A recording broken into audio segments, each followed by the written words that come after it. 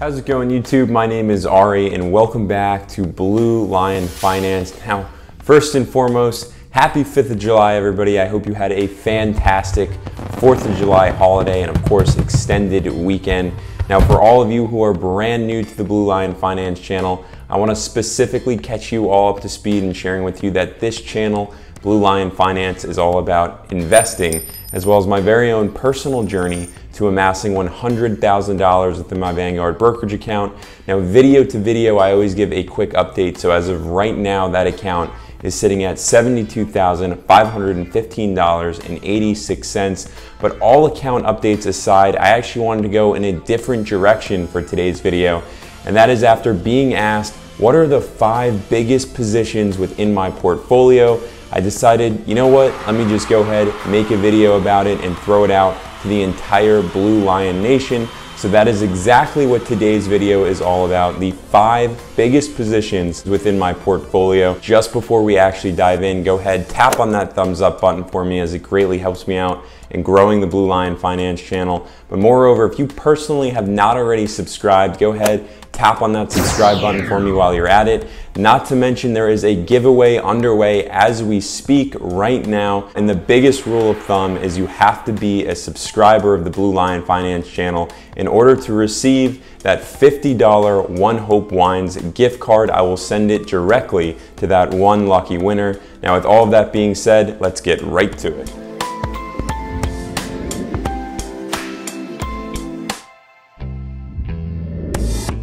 So before we go any further in today's video, we are going to be working hand in hand today with this simple pie chart that I just created for this specific video.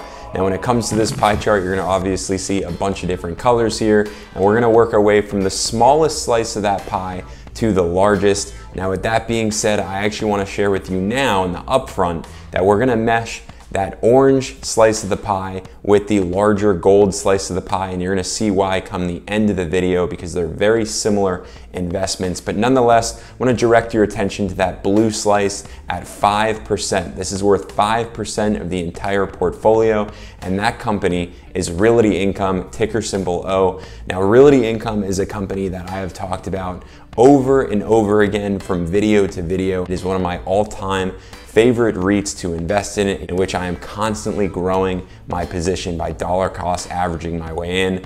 This real estate investment trust was founded back in 1969, and since their founding, they have only continued to double down on growing their position and ensuring its diversification. Now, speaking of their actual real estate portfolio, they have over 6,600 different properties spanning across the United States. They have properties in every single state. They also have properties in Puerto Rico and the UK. So again, just talk about diversification in terms of their actual clients or tenants for that matter. They have over 600 different clients and over 56 industry verticals. Now, they have clients from Walgreens, 7-Eleven, FedEx, Walmart, CVS, Home Depot, Kroger. You name it, they probably have a property that you have actually set foot on and you didn't even know it. Now, one of the reasons I'm so particularly bullish on Realty Income amongst all the other REITs is simply because Realty Income is only ever looking to continue to diversify and grow their portfolio with quality properties. Now, that is important in real estate. Of course, as a real estate guy myself, Realty Income allows me to feel just as I am in my profession as a landlord, because Realty Income is also paying out monthly dividends. They are known to be a monthly dividend payer, which just allows you to get more and more money in your pocket every single month. The more you invest with Realty Income, the more you get out of them, which makes me excited and confident as an investor to only continue to dollar cost average my way further and further into a larger position. Now, speaking of that dividend, they've been paying out dividends for 25 consecutive years, all while increasing those dividends, placing them on that sweet dividend aristocrat list. Now, their current dividend yield is sitting at 4.15%. As of right now, I own 49 total shares of Realty Income, and as mentioned, only plan to continue to buy more. Now, moving right along, I want to go ahead and talk about this red slice coming in at 8%. Now, that red slice is Tesla. So Tesla is 8% of my portfolio. Now, you may be sitting there asking yourself, why the heck is a dividend investor invested in Tesla? Now that is a great question.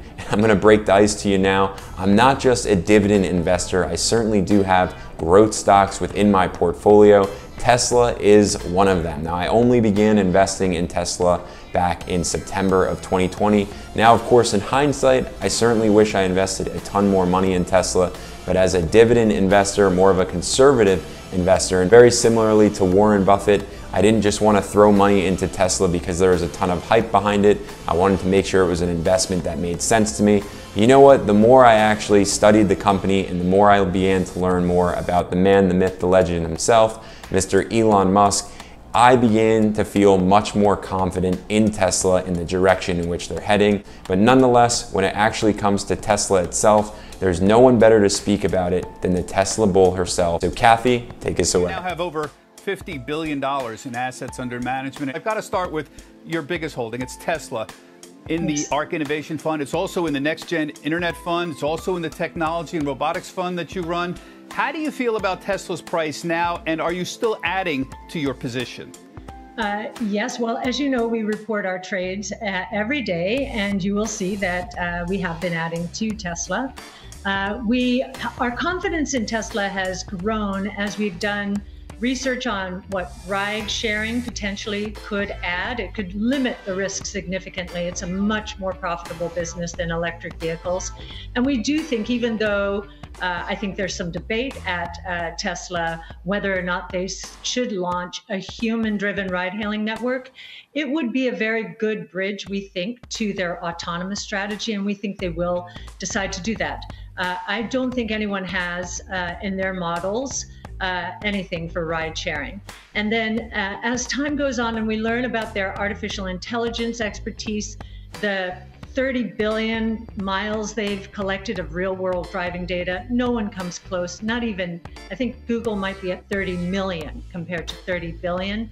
And we know that in the AI world, and autonomous is AI, the company with the most data and the best quality data will win. Now, there you have it from Cathie Wood herself. It is not just about investing in an electric car company, it's all about investing in a company that's heading in the direction of potentially ride hailing, but even more importantly, just a company that is built on AI and data. And just as Cathie mentioned, the company with the most data and the best AI are going to outbeat their competitors. Now, when it comes to Tesla, in my position, I have 8 total shares right now of Tesla. That has already made me a little over $5,400, and I suspect it is only going to continue to go up from there. Moving right along to that green slice of the pie, we have Apple. Apple comes in at 12% of my portfolio.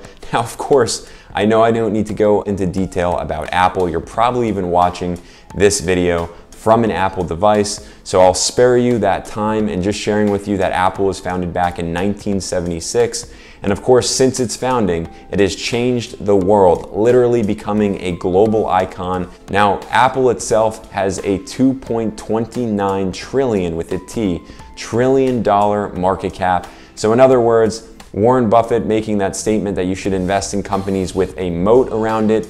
Apple is one of those companies with a massive moat, maybe even an ocean around it. That is how secure I feel when it comes to Apple.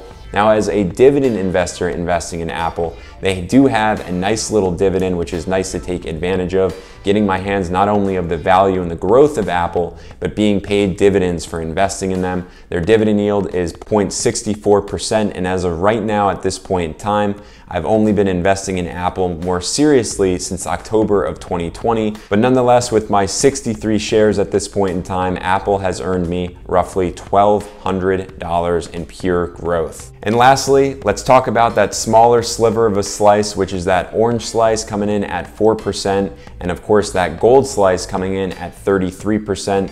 Now, the gold represents a Vanguard Total Stock Market Index Fund, ticker symbol VTSAX, whereas that orange slice, that sliver, is a position that I recently just began investing in my Roth IRA. Now, that one is actually a target retirement fund, very similar to the VTSAX index fund. Now, the reason I'm meshing them together is, as I mentioned, a similar investment, but here to talk about actually investing in the market as a whole is none other than Mr. Jack Bogle himself, founder of the Vanguard Group and the brains behind index investing. Take a look. When you act on the emotions of the marketplace, you're making a big mistake. I stay, and always have said, stay the course. Don't let these changes in the market, even the big one, that was a 50% decline. Don't let that change your mind. And never, never, never be in or out of the market. Always be in at a certain level. I mean, you may want to be 50% in the stocks like I am. You may want to be 75% or 25%. That's probably a decent range. But never be out and think you can get back in, because your emotions will defeat you totally. One of my favorite Jack Bogle lines is when somebody says, buy and hold is dead. Or when they ask you, is buy and hold dead? What do you say? Well, yeah, buy and hold for a stock is one thing. Buy and hold the U.S. stock market is quite a different one. What do we have going for us in the U.S. stock market? Leaving aside how hard it is to pick the winners, how few people really ever heard of Amazon 25 years ago, to say nothing of Google, maybe a little more than that, maybe 30 years ago. So if you hold the stock market, you will, not to be corny, Bill, but you will grow with America. So, well, wow, I don't even think I actually have anything at all to add to what Jack Bogle was saying. He is the founder and father of index fund investing. I mean, one of the wisest and most well-respected investors of all time. Now, when it comes to his advice, I just want to reiterate the fact that that's all you have to do, whether you're an experienced investor or a beginner investor, is literally find yourself a broad market ETF or index fund that capitalizes on the entire market. After all, just taking a look and tracking the S&P over time, you can see that its trajectory only continues to go up, and it is better to invest in the market as a whole than trying to play your emotions in the stock market at the same time, because chances are you will lose over time at some point or another. But just keeping it simple, investing in an index fund, you will win. Now, with that being said, I have 33% of my portfolio designated to index investing within my traditional IRA with VTSAX. Now I have a target retirement fund that I just set within my Roth IRA, and that's that 4% sliver. So all in all, 37% of my portfolio is dedicated solely to index fund investing. Now with all of that being said, YouTube, if you've learned something new, you've taken something away, go ahead, tap on that thumbs up button, as it will greatly help me out in growing the Blue Lion Finance channel and getting the word out there. But moreover, if you personally have not already subscribed, go ahead, tap on that subscribe button for me while you're at it. And until the next video, YouTube, I will see you all